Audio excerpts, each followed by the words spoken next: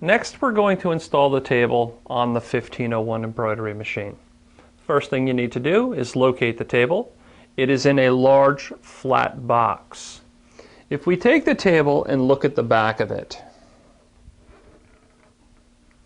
you will notice a clip.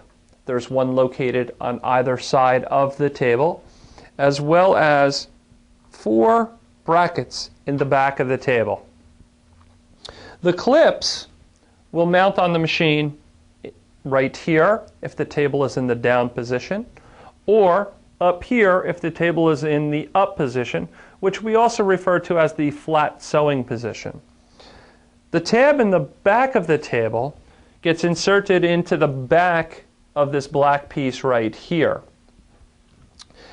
The way we do that is we take the table, we would get it into position, carefully lift the table using the cutout section here.